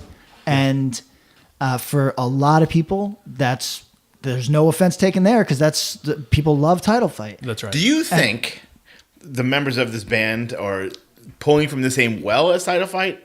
Or do you think, like, maybe this is my own fucking bias. I find it really hard to believe that Pat's like, I want to sound like title fight. I don't think it's that crazy. No. So a thing about Pat Flynn that like. Well, one, he's also not writing these. Correct. riffs, That's true. you know? That's true. Sure, but like lyric, like vocally and all that sort of stuff. I bet he would cop to some of it. Yeah. A thing about Pat Flynn that everybody should give him credit on this. He is interested in the direction music takes. He's not like okay. So let's just talk plain about people in our age. Friend group. Yeah. There's people that we know who experienced a moment or some success or whatever, and they don't want anybody to supersede that. No, to eclipse they want them. that resin to stay at the top of the mountain. Yes, and Pat Flynn is not that man. Pat Flynn wants everybody to succeed, and he's really interested in the direction that a culture is taken, and sees himself as just a fucking dot on Like that a cog in the landscape. wheel. Yeah, Just you know what I mean? So Spoke in the wheel. So I think that he probably really likes title fight, and also that is not like, I don't think he takes any offense to me saying that it's. Oh no, I'm not even influence. saying that he was offended, but like I wonder if like those dudes, like the guy from Basement that writes this shit or whatever, is he Alex, yeah. Is he? I think Alex is probably a title fight big fan. But I think they kind of were on the same like. Yes, He definitely. Trajectory. I think he would, and we can ask him at some point. But I think he would. He's definitely touching some of the reference points as well. That's but what I also, mean, I yeah. think there's certainly cues. Like when you listen to the record, it's undeniable. Like if this record were to go up against Floral Green, it's like you listen to those records back to back. There's a lot of things that are comparable, and that's not from one person or not. There's also things they do that are very different than Title Fight would do. Sure. There's I don't like one of the more there's two songs on this that are actually quite title fight-esque to me that I really enjoy, so I'm not even really mad. I'm just do you guys remember when title fight was name checked, not by bands necessarily, but by everybody talking about bands for way too long, like, and it just seemed like, look, I like title fight, you know what I mean, like I actually like the early material, which is really off brand for me, you know what I mean? Yes, it is. Except for your new pop punk lean. It's true. We can get into that later. Modern pop You gotta punk. get into yeah. it. Give if me you're the playing- money, yeah, give if me you're that playing fucking money. punk rock bowling. Give me that money. Give me that money. my new song. Yeah. So I just kind of got burnt on On the sound. the sound or the influence, honestly, because title fight Big influence for you. The neck tattoo and all that. I mean, yeah. But If you don't know, he's got a 27 and it's title fight, it's arguable whether or not it got better or worse, but they got something, and I always admired that, and I liked it. But like the bands that came kind of in their wake, some of them probably, as Tom said, might not even owe title fight a ton, but owe the Gestalt a ton. they owe Title Fight for opening the doors to a sound and stuff, like going, oh yeah, these are the bands that influenced this record. Oh my God, I was unaware of this world. Right, Correct. 22-year-olds weren't listening to Seaweed. No, well, Until- here's the thing. Or whoever. I mean, Oh, not no, in a bad that's- way, but like in whatever these bands that are getting. So here's what I think that this band establishes. I'm old and spent. About yourself. I'm tired because I'm living 10 years in the past when everybody's talking about title fight all the time, and I can't have Well, any more of it. Let me say this. We are just in the last year in the now post-Title Fight wave. Okay. That makes me feel better. Because you want to know why? Because they did their early stuff. The Last Thing You Forget, Shed, clearly influenced a huge scene for a long time. Then Floral Green, which we are going to talk about in this tournament, which I think expanded that and changed their influence. But like you can hear that still in certain things. Then they did Hyperview. And all of a sudden, every fucking dude was doing something with a little bit different effect on the guitars and was, like dream wavy kind of thing, and we're finally in a place where their name isn't being name checked for everything, even though I think we're still feeling the reverberations of their shit, which is wild. Given that we're talking about Fiddlehead and we just spent 10 minutes talking about Title Fight. Yeah. So back to them. You found this to be better than a 70, a 75 when do you like your dad more now after you listen to this? Do you have stronger feelings? No. He's all right. He's all right. Yeah, I mean, Kiss his bald fucking head. Shout out to Uncle Jerry, who is real sick. But what did my father call me about the other day? He called me for the second time about name a basketball player who has gone on to own 120 Wendy's. Oh fuck! He owned What? Larry Johnson. James Worthy. I don't know. No, let's say. right, basketball Wendy's franchise, and I bet it's one of the top tier. So, okay, for people at home, if this is your first episode, my father's incarcerated. Chauncey Billups? No, it's not Chauncey. I know He Chauncey. owns 30 in the Wendy's. No, this guy recently divested himself so he could buy a saltwater treatment plant in Canada, I want to say. But he owned like 100 Applebee's and 120 Wendy's. This is Ulysses Lee Bridgman. That sounds right. Who the fuck is that? A nobody, but he Had enough money to buy 100. turned 350K into 400 million. What you know about that now? Yo. So, shout out to black entrepreneurs, but also shout out to my father who is in. Shout out to your father for knowing and caring about that. I mean, I love sports. I don't know that dude from Adam. Nobody does. Here's the thing. What they argue about inside a prison The minutia. would melt your fucking brain. That would be a podcast. I feel like that's where we were meant to be, apparently. Yeah, I feel like we're locked up in our own life. melt Locked your up in life, stickman style. Yes, I know. melt your fucking brain. What is a matter of debate? He'll call me and say, "Who's this person married to?" Quick, I need to know because Do they these have dudes access to podcasts? No, they don't got access to shit. All right, we need to work that. Do they bet? Do they bet? Is there like commissary bets riding in this? So my father's a recovering gambling addict. That's why he's in there. He's in the clink. fair. So he avoids all that, but all they do all day inside is gamble. So I'm sure that there's somebody that's got side Like I bets bet you on. I think Chauncey that Billups might- has more than Larry Johnson, Yeah. and it's like That's why sorry. they keep bringing your pops back, is they need him in there to run the goddamn thing. God damn, I wish that you were here the other day. He called me about a college basketball player who he lost track of. That means, for my father to lose Yeah. track of a college basketball player, that means that the guy has got to be like a Siena graduate that like, Yeah, you yeah, know, yeah. what- Off the grid. Right, but he had me go through like a bunch of Texas teams because He thought he was. That's his last and spot. for the record, the guy not Jamario Moon. no, the guy had is Jamario Moon the guy that played for the Raptors? Yes, and the Cavs and the Patroons. Okay, that's why. So he's like a local success story. No, that's not who it was. At any rate, but the dude had the most basic ass last name, like Johnson. And so my father has me going through like, Every Johnson ever oh played for my like Texas God. Quite a few, by the way. I think the dude is this. Yeah. No. Are we All right, getting we're his diverse. Wendy- is You want to hear Wendy's about my basketball podcast, which I'm going to do soon? Sure. It's going to be a history of basketball thing, going month by month in different years. So it's going to be real minutia. Whoa. Is that why you got those things? It's part of it. that makes It's part of the research. All right, Fiddlehead, Springtime of Wine. I like the up-tempo songs much better. That's all I'm saying. My question in the room: are we sure this isn't the best record that Pat Flynn's been on? Okay, you know Wait, what? Tom, Am I sure that this is not the? best record Pat's done. I'm not so sure that it's not. I think it is. It may be. I said that. Most fully realized. Yeah, that could you could make that argument. Because I feel like the two have hard LPs, Yeah. right? Yeah. Are fantastic. Couple skippable tracks. Yeah, sure. I feel like they have 20 fucking or 15 bangers. Yeah. They could do a full set of fucking from beginning to end killers. They Yep. could probably do 2 different sets of full set worthy big songs. Sure, absolutely. But I feel like this might be his best from like track 1 to track 11, his best version Okay. of PF. Don't know. It might be the most fully realized. It's Give your hot take. It's definitely the most adult, and I always like that. You know what I mean? I like to see where people arrive. I love the free demo. I love it. I think it's a very good demo. I think it is the best elements of Have Heart with none of the stuff I don't like. PK making his demo core turn right here. Yeah, really. I just think free is great. There are.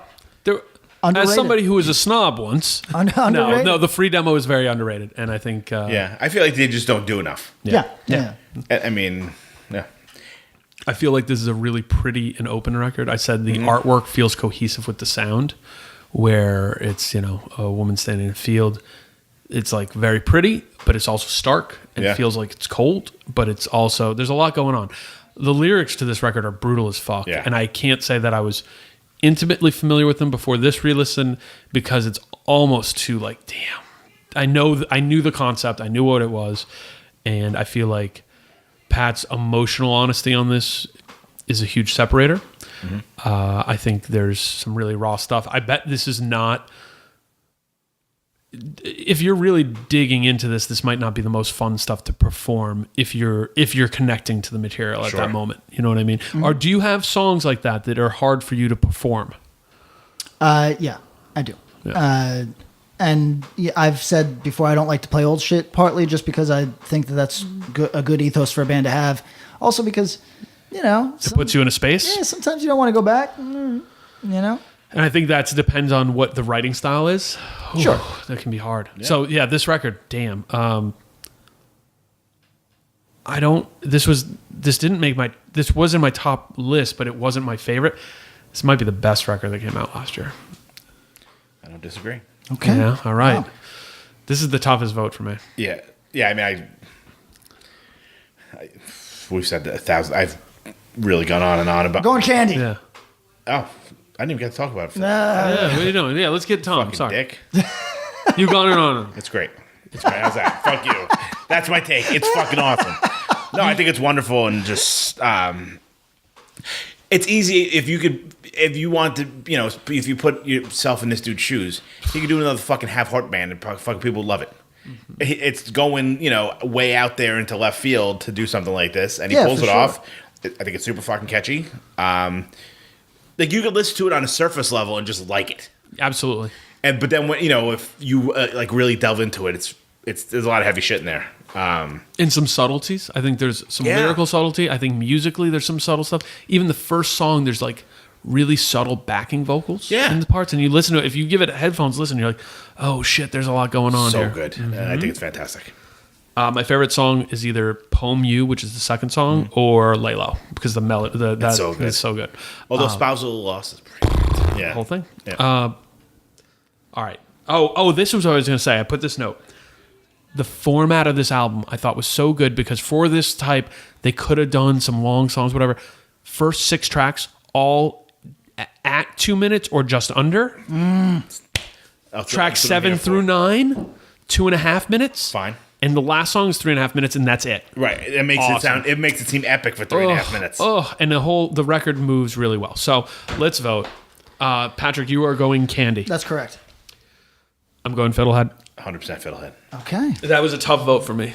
It was tough, but it wasn't that tough. This is one of my, And this is a part because the Candy record is a great, like, we didn't have anything we would change about it. Really. No, it's a fantastic, it is a tough. And the Fiddlehead record as an LP, let's be critical. What would you change about the Fiddlehead record? I'd cut it down just to the fun up-tempo stuff. Okay. What about length? Overall, you felt it was okay? Yeah, actually, I mean, this Not is... a slog. No, we've listened to... There's records that are like... There's some records on this motherfucker that are tiring. This is not like that. It's funny because it could be like No two chore. records could be 28 minutes long, and one feels like you're listening to a 90-minute fucking Bell Witch record. Yep. Shout out to David Anthony. And one is just like, I feel like I just put that on. Yeah. I listened to 2 records from this. One was 23 minutes. The other was 34 minutes. I would have sworn on every cent I had 23-minute that the record. 34-minute long record was much shorter and better flow than the 23-minute. And when I looked at it, I had to double check. Yeah. So, all right, go vote. Last matchup of this round. Well, really, this part of This the round. tier. Yeah, this Yeah, little thing. whatever. bracket What do they of the call bracket. these? Is this the The bracket? brackets, yeah. Sub-bracket. This is there's This region. 2, yes. Right. There's regions. There's 2 brackets of 4 in each region. So this is the last. This So is the there's Southeast region. Yeah. All right. Even though it's not. Even though it's not. Power Trip, Nightmare Logic up against Terror Keepers of the Faith. Let's start with Power Trip, Nightmare Logic, 2017, Southern Lord Records. I've said before when we talked about Manifest Decimation that they were always a good thrash band. These are the songs, and that's how I still feel having listened to it again. Yeah, the songs definitely improved. I mean, it's not like they didn't make this crazy left turn or anything. No, But the writing, like, fucking Execution Attacks, that's like a hit. For sure. That's like, you're You're playing it at King's That's Games. the best song. That's the best song. Yeah, but like if your like Hessian uncle is in the car with your mom and your mom's got Sirius, Yep. and that comes on, they're like, bro, dude, For sure. like that's like a fucking banger. Then I feel like that's the record. That song particularly is what took them from, second on a 4-band, Deicide tour to being like, we headline the same rooms now. Yeah. I think, I put this is the 10,000 hours Yes. of being in the band. Master level shit. Question. Is this more of a hardcore record than Manifest Decimation? Maybe. Because Manifest Decimation sounds purely thrash to me. That's like through and through. This is the thing, and I'm not saying that in a good way or a bad way. Yeah, I'm just no. saying structurally, I think that they slowed down a little bit at certain points and then speed up more than they were. Yeah. But the record, somebody said to me recently in conversation that we are just beginning to see the impact and influence that Power Trip has. Because they are big, they are inarguably one of the biggest bands in hardcore, and they were like, yo, y'all have no idea how much more they are than that, because they're bringing people outside in. And even though their sound, like, you might not progress if you're into thrash metal or you like metal, you might not progress beyond Power Trip if you get into this. Yeah. But they're saying, nah, they're getting people into hardcore because of who they are and the way they present as a band. Yeah, I mean, let's be realistic. When they played New York, they played the fucking big room that, like, Mineral is playing tonight. Sold it out 2 nights in a row, like, no sweat. Yep. You're not doing that if you're just a hardcore band. True. You know what I mean? But that's like every hardcore kid, and well, I mean, Hessian Uncle. that was like, but you know what though? Going to that show, it was such a weird crowd because it was like hardcore kid, straight up Hessian Uncle guy, Yeah. dude that's like is like the metal guy that goes to like St. Vitus, Yeah. But then there was like total fucking civilians, whether they were there for sheer mag and stuck around, whatever. Right. But like it was like it was a really cool like convergence of different people, which was cool. I don't even know. So I think it's more hardcore, but also just executed perfectly. When Riley came on, and he's going to come back so he can get, as he says, he wants the full Axoground treatment. That's awesome. He was sad when it was just me and Andrew from some Overnight Drive podcast. He was just sitting there twiddling his. He actually was very active. It was a good combo. Yeah. But I asked him, like, what's the next record? And he's like, I don't know. We'll figure it out. I think that they are, this is master level shit. The best record of 2017, maybe? I don't know. It's big. Anything you would change about this record? I don't know if I would.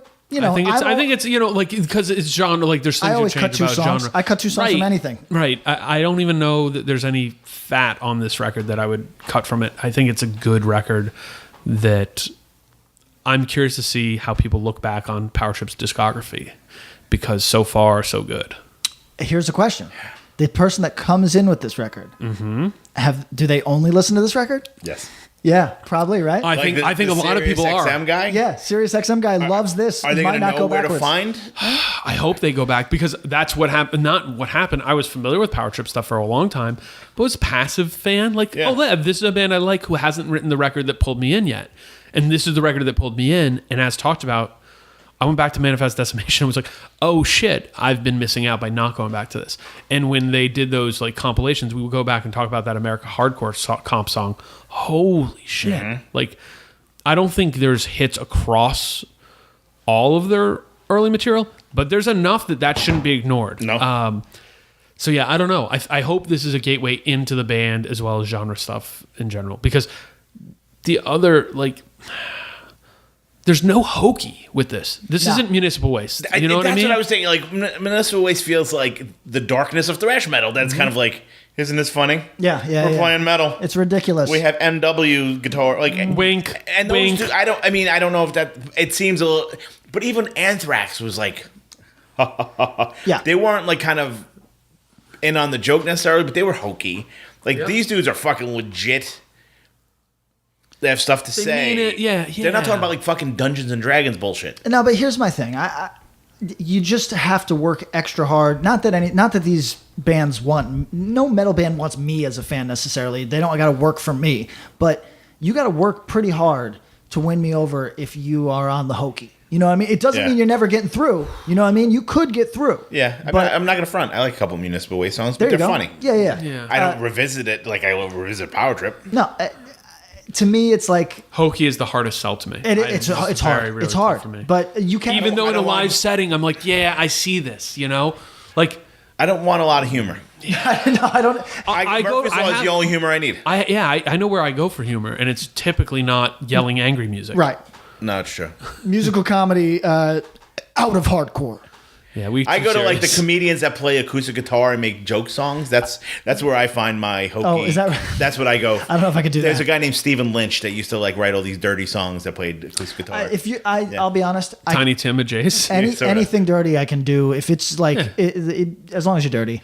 It could be sleazy as fuck. As long as you're dirty, got it. you could be doing anything. Play Tina, let's go. Yeah. All right. I don't know.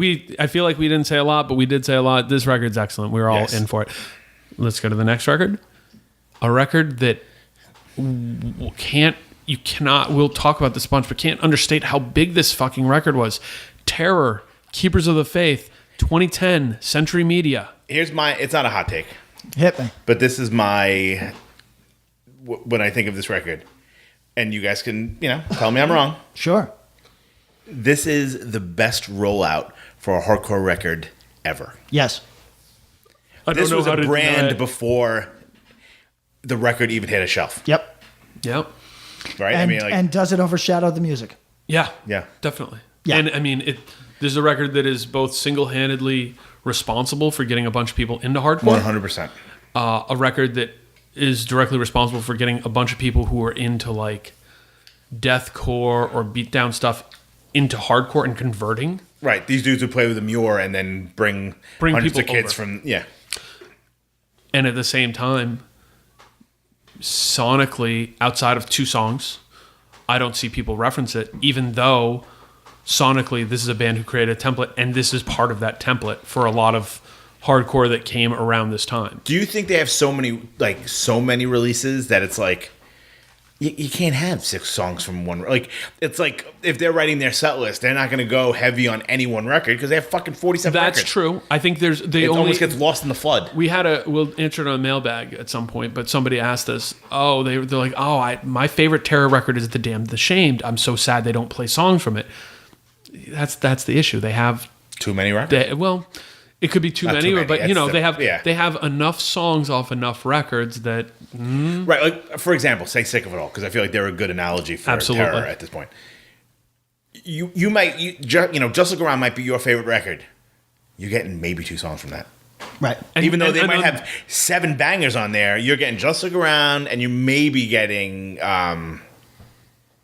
What's the other? We song? Stand Alone. We Stand Alone. Maybe. And I bet there's been tours where they don't play anything off that. Right. I mean, it's just because they have such a fucking wide, and they want to play stuff off the new record because that's their favorite. Right. It might not be your favorite, but it's their favorite. God, that can't be. That's another thing that people have to really understand.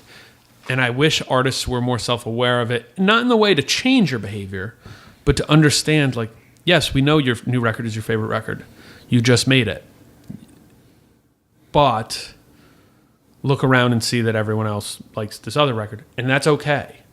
Because one day this new record will be like that older record. Right, and maybe they'll like it that much, and maybe they won't, and that's okay. It's just, there should be a self-awareness that just because you think this is your best record, that doesn't make it so. And unless it is, because you might say this is my best record. In 5 years, you might not. People who've put out more than one record, I always struggle with that because it's like, you felt like this last time. And you felt like this the time before that. And you felt like this the time before that. That's probably a good feeling. When you stop feeling that way, you're in trouble. That's not a good sign. Right. Right. And you just have to kind of keep in mind of the live experience. Like, these songs may be fucking so much fun to play. Right. Maybe not that much fun to watch. Yeah. At this point, So not these songs. I'm saying in general, when you have a new record, it's always your favorite thing because you haven't played these songs 1,000 times. Right. My favorite song on this record. So I noted the 2 big songs are "Stick Tight" and "Keepers of the Faith." Yeah. My favorite song is "Return to Strength," which is the song after "Stick Tight." I think it's the 3rd track. It's got this big, almost Motley Crue style guitar lick. A lick. That's definitely. a lick. And there's a fun bounce in it. And I think they still play that that live here and there. Yeah, it was a fun one. Yeah. My question for the room: was there a single Terror fan who was disappointed with this record when it came out? No. I don't think so. Except maybe our buddy. Itch. Yeah, I feel like this was a big thing for their fan base. What do you think of this record? Does not stick with me in a way that I like. So I'm not like a Terror super fan of any type. Neither am I. Yeah, although like I always say, live Push It Away makes me want to stage dive immediately. Terror has some fucking hits. This is Terror. There's nothing wrong with this. You know what I mean? Like this is by Terror standards a very good record. I just like this is gonna sound fucked up because people do this to Sick of It All. You know, a band that I do have strong feelings about. Actually, you know what I compared this to in my notes? Slapshot. Oh, okay. I love any and all Slapshot. Mm-hmm. I'm shocked that new Slapshot songs are good, but it takes a Slapshot fan to think this is good. to want it. No, not to think it's good. No. To want it. You know what I'm saying? Okay, yep. So like that's how I. Oh yeah, asking for new material. Right, and that's how I feel a little bit about Terror, where their fans. This record is hot to their fans. You 100%. Know what I mean? But I had already gotten the Terror that I needed by this time, so this doesn't like turn me on in a way. This is their biggest record. I think, yeah. I think this is. I said this is the most difficult feat a long-term band can do, which is the mid-career spike record. This is a spike. You get your spike at the beginning. Yeah, this is a spike. Yeah. You do, because they had, make no mistake, Terror Demo was big. Then they do Lowest Low, and it got bigger. And then, what is it? The Underdogs, one of the Underdogs, big. Maintained it big, kind of kept it. Then they kind of, they plateau, and they're still doing well. Total, hey, we tour all the time and do fine doing this band. We're a full-time band. And somehow, 8-9 years into their career, 8 years, I guess, 2001 or 2. 2002 or so. Yeah. They put out a record that pops their popularity and becomes the record that, that's on an aesthetic level, is the Resonance. That's what people think of. Yeah, I mean, because it's like there's almost two camps. The older folks like us, when you think of Terror, you think of the Eagle. Yep. And younger, for lack of a better term, people think of the block letters on the cover of this record. Yep. That's right. You know what I mean? Really good imagery. Yeah, I mean, the picture of Ian and his kid, walking with the sweatshirts on and stuff. I mean, that's literally been bootlegged, and like you can buy like a shirt that says that about like the Eagles. Yeah. And fucking or any football team in that local area. Yeah, or like I saw Facebook ads for it basically that are like regionally based, targeted for, and like you could legitimately buy a photo or like a sweatshirt of Ian and his kid with like, hey, welcome to fucking Sandy, wherever, like some random tiny town on the Jersey Shore. You can like literally buy it on the boardwalk. It became like this weird, crazy, pervasive thing. Maybe overshadowing the music for people like me. You know what I mean? Maybe if this had been a more quiet rollout, then I would have. I mean, I don't know if isn't it impossible to not be overshadowed by that rollout? Yeah, I mean, it's major. Major. I mean, like, I don't know unless you wrote fucking Age of Quarrel, you're going to get lost in the... And we're getting lost in that because it was so big and it was so well done. Yeah. Musically, this is a very competent record. Absolutely. I think it's probably, as a non-Terror fan, this is as good as any of their other material. Perhaps Lowest Low is better, but it's right there, and it's got all the parts you want. I would wager it'd be interesting to talk to somebody who pays attention to Terror very closely to talk about the lyrics and where they were at, because it feels like this is, is it fair to call them similar to Hatebreed, where there's a lot of kind of like positive and push forward and push it away, and that's not to deride that. That's that's shit that people come to this genre for straight up. You know what? Like, maybe not in 2017 or whatever, but your boy Jamie wrote some sick lyrics in the beginning. Sure. And I think Vogel gets credit for that. And I'd be curious because I bet that there's different kind of waves that go along with the 100%. Terror lyrics. So the tier, but yeah, this record. If we had been doing Axe to Grind in 2013 and did this, either this or a Trapped Under Ice record would be the number one seed. Oh, for sure. Yeah. All right. Voting. So this comes down to Power Trip, Nightmare Logic, or Terror, Keepers of the Faith. So actually, this Terror record, while not my thing, is totally strong enough that it would have beat at least 50% of the field. Yep. You know what I mean? But going up again, because I can respect how fucking capable the whole thing is, right? But up against this particular power trip record, actually, this against Manifest Decimation would have been A closer match. interesting for me. You know what I mean? Interesting. Okay. Because both are things that I don't necessarily need, but are played highly capably, Sure. and I got a respect for what they're doing. Got it. But no, this particular power trip record defeats Terror here. I go Power Trip, Nightmare Logic.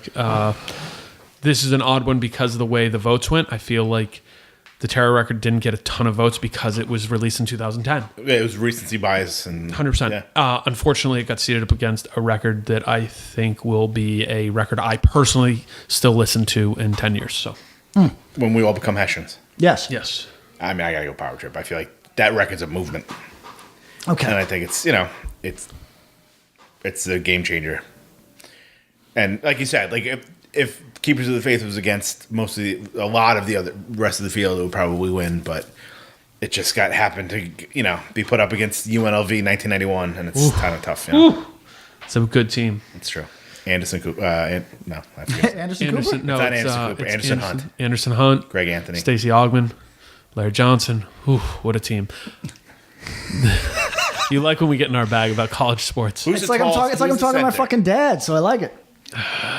On that UNLV team? Number My dad could 44. tell you. No.